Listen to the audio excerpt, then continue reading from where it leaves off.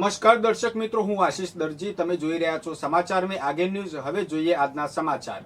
Visnagar Kheralu road પર સુંડિયા ગામ નજીક રોડ રેજની ઘટના બની છે.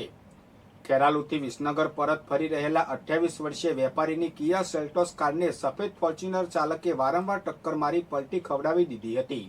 અકસ્માતમાં વેપારી મોનિલ ઇન્દ્રવદનભાઈ પટેલને ગંભીર ઈજાઓ થતા મહેસાણાની ખાનગી હોસ્પિટલમાં ખસેડવામાં આવ્યા હતા.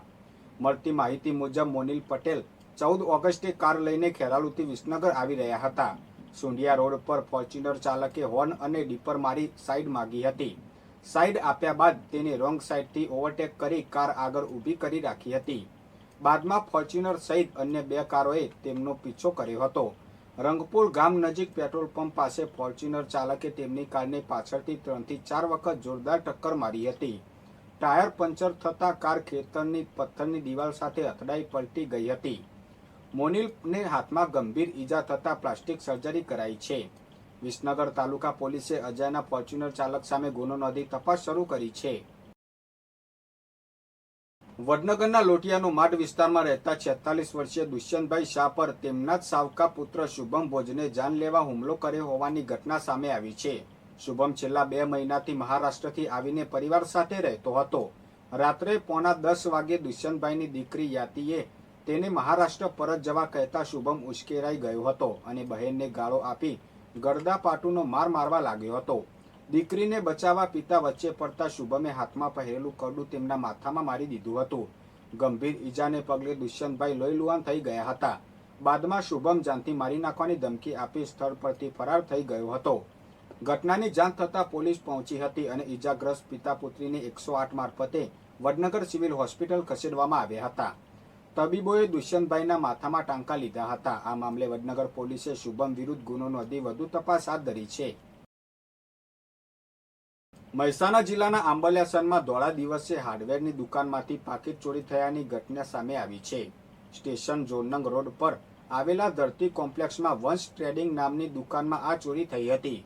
દુકાન માલિક બાથરૂમ ગયા હતા તે દરમિયાન અજાના ઈસમે તકનો લાભ લઈ દુકાનની દરાજ ખોલી તેમાં રાખેલું પાકીટ ચોરી લીધું હતું. થોડા સમય બાદ દુકાન માલિક પરત ફર્યા ત્યારે દરાજ ખુલ્લી જોતા તેમને શંકા ગઈ હતી. ત્યારબાદ તેમને દુકાનમાં લગાવેલા સીસીટીવી કેમેરાના ફૂટેજ તપાસતા સમગ્ર ચોરીની ઘટના કેદ થયેલી જોવા મળી હતી. ઘટનાની જાણ થતાં સ્થાનિક વેપારીઓમાં ચકચાર મચી ગઈ હતી. ધોળા દિવસે બનેલી આ ચોરીથી વેપારીઓમાં સુરક્ષાને લઈને ચિંતા ફેલાઈ છે. બનાવ અંગે દુકાન માલિકે અજાના ઈસમ વિરુદ્ધ લાંકણજ પોલીસ સ્ટેશનમાં ફરિયાદ નોંધાવતા પોલીસે તપાસ શરૂ કરી છે.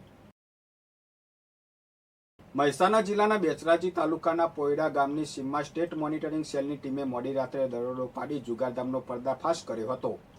જિલ્લાની ફાર્મના તબેલા પાસે ચાલતા જુગારધામમાંથી પોલીસે 16 જુગારીઓને રંગે હાથ ઝડપી લીધા હતા.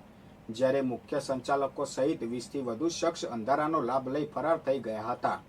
પોલીસે રોકડા 4.79 લાખ, 24 મોબાઈલ ફોન તથા 11 વાહનો મળી કુલ 39 લાખથી વધુનો મુદ્દામાલ જપ્ત કર્યો હતો. તપાસમાં આરિફ અબ્દુલભાઈ સૈયદ અને જિલ્લાની હનીફભાઈ સિંધી ભાગીદારીમાં જુગારધામ ચલાવતા હોવાનું બહાર આવ્યું છે. બંને આસપાસના વિસ્તારોમાંથી જુગારીઓને બોલાવી ઇકો કારમાં ખેતરમાં લઈ જતા હતા.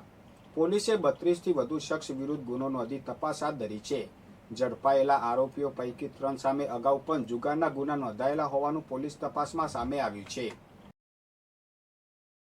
મહેસાણા તાલુકાના લીંચ મુવાડા વિસ્તારમાં રહેતા અને મેવડ ટોલ નાકા ખાતે કોરિડોર મેનેજર તરીકે કોન્ટ્રાક્ટર તરીકે ફરજ બજાવતા પરેશજી ઠાકોર પર જૂની અદાવતમાં જીવલેણ હુમલો કરાયો હતો. લીંચ ગામના છબીલા હનુમાનજી મંદિરમાં દર્શન અને પાઠ કરી રહેલા પરેશજી પર 3 શખ્સોએ ધોકા વડે આડેધડ હુમલો કર્યો હતો. હુમલામાં તેઓ ગંભીર રીતે ઈજાગ્રસ્ત થયા હતા. હુમલાખોરોએ તેમના ખિસ્સામાંથી 16,000ની રોકડ લૂંટી લેવાની સાથે અંદાજે 2 લાખની કિંમતના 2 મોબાઈલ પણ જમીન પર પછાડી તોડી નાખ્યા હતા. અગાઉ ટોલ નાકા પરથી ગેરકાયદેસર રીતે કાર ચલાવતા શખ્સો અંગે મેનેજરે પોલીસમાં અરજી કરી હતી, જેના આધારે 2 શખ્સોની અટકાયત થઈ હતી. આ બાબતની અદાવતમાં હુમલો કરાયો હોવાનું ફરિયાદમાં જણાવાયું છે. બૂમાબૂમ થતાં લોકો દોડી આવતા આરોપીઓ મારી નાખવાની ધમકી આપી એક્ટિવા પર ફરાર થઈ ગયા હતા. ઈજાગ્રસ્તને સારવાર માટે સંકુજ મેડિસિટી હોસ્પિટલમાં ખસેડાયા છે. લાંકણજ પોલીસે 3 આરોપીઓ સામે ગુનો નોંધી કાર્યવાહી હાથ ધરી છે.